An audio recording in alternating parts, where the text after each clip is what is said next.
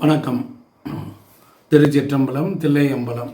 இறந்த பிறகு அடுத்த பிறப்பு எடுப்பதற்குள்ள இடைப்பட்டுள்ள காலத்தில் அவர்களுக்கு உணவும் நீரும் பூமியிலிருந்து தான் அனுப்ப வேண்டும். இதற்கு விஞ்ஞானபூர்வமான நிறைய உண்மை இருக்குது. மனிதனுடைய உடம்பில் அன்னமய கோஷம் என்று சொல்லக்கூடிய அதுதான் உண்ணும் உணவால் நம்முடைய உடம்பானது உயிர் சக்தியை பெற்றுக்கொண்டு சுகமாக இருக்கிறது. மற்ற 4 கோஷங்கள் அழியாது. அதனால் இறப்பிற்கு பிறகும் கூட அவஸ்தை நிறைய ஏற்படும். மரண அவஸ்தையை கூட பசி அவஸ்தை ஏற்படும், தாகம் ஏற்படும். இப்படி எல்லா விதமான அவஸ்தைகளும் இந்த உடம்புக்கு உண்டு. இதை விஞ்ஞானிகள் நிரூபித்திருக்கிறாங்க.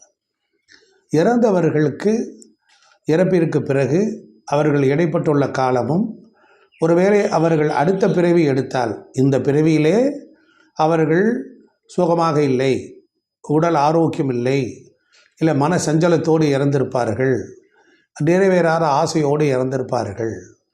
ஒருவேளை உங்கள் தந்தை, உங்கள் தாய், ஏதோ ஒரு உறவு, கூட பிறந்த சகோதரன் சகோதரி, நம்முடைய குழந்தைகள், அவர்கள் கேட்குறத வாங்கித்தர்றோம், விருப்பத்தை வாங்கித்தரோம், உயிரோடு இருக்கும்போது வாங்கித்தரோம். வெளிநாட்டுக்கு போயிட்டால் யார் வாங்கித்தர போகிறா? உடம்போடு உயிரோடு வெளிநாட்டுக்கு போனாலே நமக்கு சிரமமாக இருக்குது. தெரியாத ஊரில் போய் வாழும் பொழுதும் கஷ்டமாக இருக்குது. அப்போ ஒரு தாயும் தந்தையிலும் தங்கள் குழந்தைகளை விட்டு பிரிகிறார்கள்.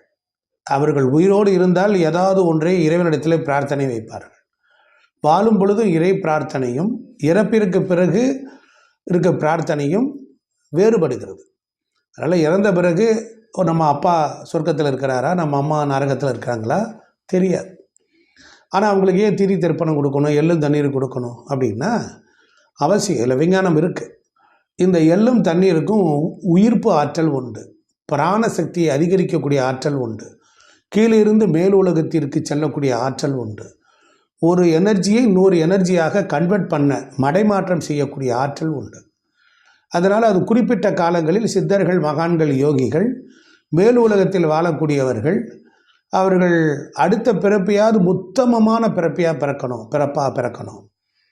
அதாவது சொல்கிறார், பிறந்த பிறப்பருக்கும் எங்கள் பெருமான் நிறங்கள் ஓர் 5 உடையாய் விண்ணோர்கள் ஏத்த. 5 நிறங்கள் என்பது 5 கோஷம்.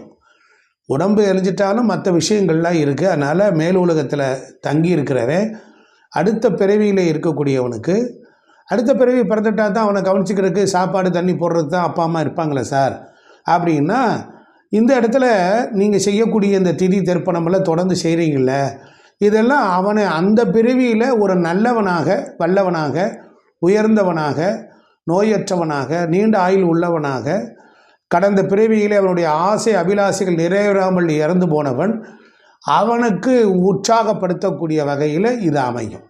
அவ்வளோதான். So simple.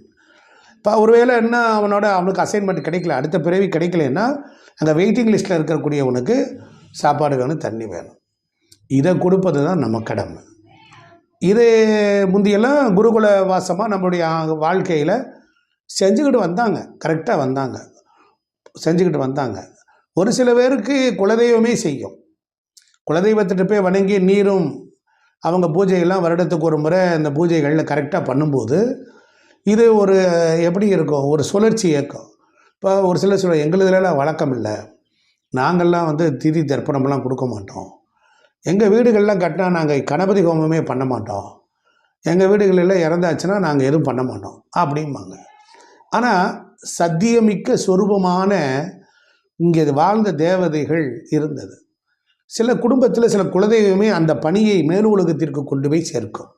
அதனால் ஒருவேளை தான் பிள்ளையை பார்க்கணும், தான் பேரனை பார்க்கணும், பேத்தியை பார்க்கணும், இது மாதிரிலாம் நிறைய உண்டு. இப்படிப்பட்டவங்க எல்லோரும் என்ன பண்ணுவாங்க அப்படின்னு கேட்டால், அவங்க கடவுளிடத்தில் ஒரு குறிப்பிட்ட காலம் பூமிக்கு இறங்கி வருவாங்க. அதுதான் அமாவாசை காலம். மாதம் வர்ற அமாவாசை. குறிப்பான சில மாதங்கள்லாம் கடவுள் வகுத்து கொடுத்துருக்கிறார். அது விஞ்ஞானம்னு எடுத்துக்கிட்டாலும் சரி, நீங்கள் பிங்பாங் தேரின்னு எடுத்துக்கிட்டாலும் சரி, சில எண்ணங்கள் வேகமாக பூமிக்கு அருகில் வரும்.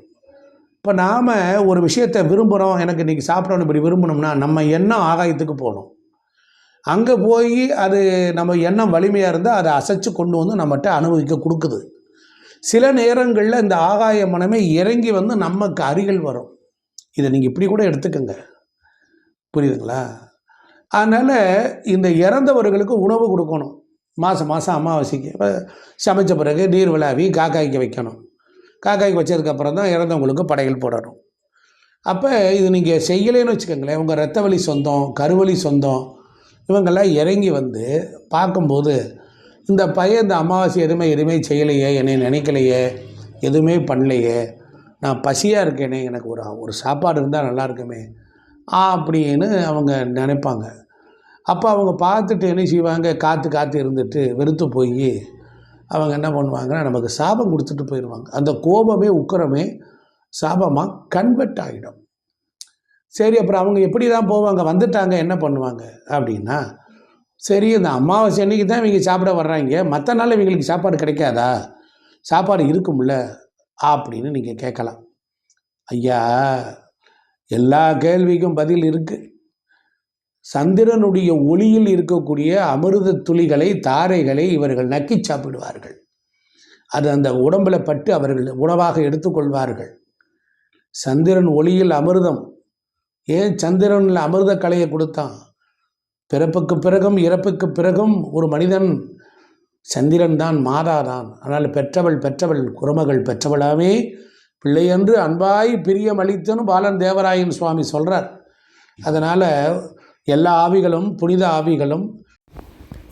புனித ஆவிகளும் நற்கதி அடைய வேண்டும் என்கின்ற நல்லெண்ணத்தின் தொடர்பாக தான் நாம் ஒவ்வொருத்தருக்கும், இறந்தவர்களுக்கும், நம்முடைய முன்னோர்களுக்கும் திதி தர்ப்பணம் செய்ய வேண்டிய கடமை இருக்கிறது. இதை நாம் உலகத்திற்கு செய்து காட்டி கொண்டு வந்தால் நம் குழந்தைகள் பார்த்து நம்மளுடைய வாழ்வு இறப்பிற்கு பிறகு நாம் அடைய வேண்டிய மறு உலகத்தின் நற்கதிக்கும் பூமியில் வாழக்கூடியவர்கள்தான் பேருதவியாக இருக்க வேண்டும் என் நண்பர்களே. அதனால் காக்கைக்கு உணவு வைக்க வேண்டும், பெரியோர்களை மதிக்க வேண்டும். அவர்கள் வாழ்வுக்கு பிறகும் நமக்கு துணையாக இருந்து கொண்டு நம்முடைய சிந்தனையில் கலந்து தெய்வீகமாக நம் ஹிருதயத்தில் வாசம் செய்கிறார்கள். அவர்களை எண்ணி எண்ணி மகிழ்ந்து அவர்களை வணங்கி வழிபடுவதும், அவர்களுடைய உருவப்படத்திற்கு விளக்கேற்றுவதும், பூமாலை சூட்டுவதும், ஒவ்வொரு நாளும் காக்கைக்கு உணவு வைப்பதும், இதில் ஏதோ ஒன்று நடக்கின்றது. செய்து பாருங்கள், வெற்றி நிச்சயம்.